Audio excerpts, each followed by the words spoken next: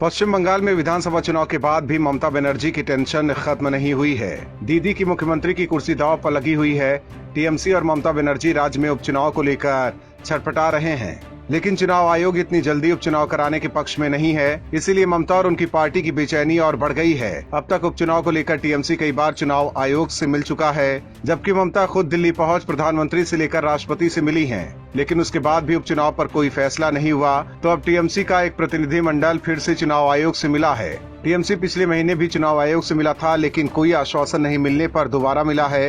राज्य में 7 सीटों पर उपचुनाव होने हैं और माना जा रहा है कि ममता बनर्जी खुद भवानीपुर सीट से चुनाव लड़ेंगी। दरअसल ममता बनर्जी के लिए चुनाव जीतना बेहद अहम है, अगर उन्हें मुख्यमंत्री बने रहना है। ममता फिलहाल विधानसभा की सदस्य नहीं है।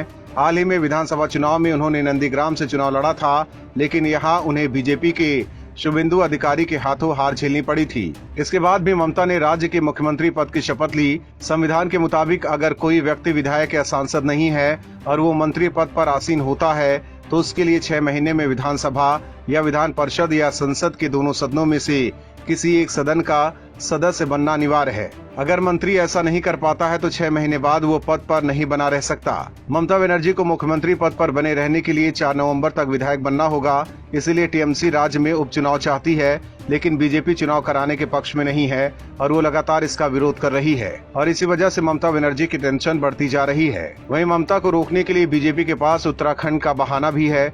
उत्तराखंड में इन्हीं शर्तों की वजह से तीरथ सिंह रावत को मुख्यमंत्री पद से इस्तीफा देना पड़ा था। तीरथ सिंह ने इसी साल मार्च में राज्य के मुख्यमंत्री पद की शपथ ली थी। इसके बाद देश में कोरोना के हालात बिगड़ गए। तीरथ को 6 महीने के अंदर विधानसभा का सदस्य बनना पड़ता, लेकिन कोरोना की वजह से उपचुनाव के अनुकूल माहौल नहीं बनते देख पार्टी ने पुष्कर सिंह धामी को मुख्यमंत्री बना दिया। ऐसे में साफ है कि बीजेपी कभी नहीं चाहेगी कि बंगाल में कोरोना काल में उपचुनाव हो, और अगर चुनाव नहीं होते हैं तो ममता बनर्जी को इस्तीफा देना पड़ सकता है। Bureau report, OMH news. और भी वीडियोस देखने के लिए चैनल को सब्सक्राइब करें और बेल आइकन को दबाएं।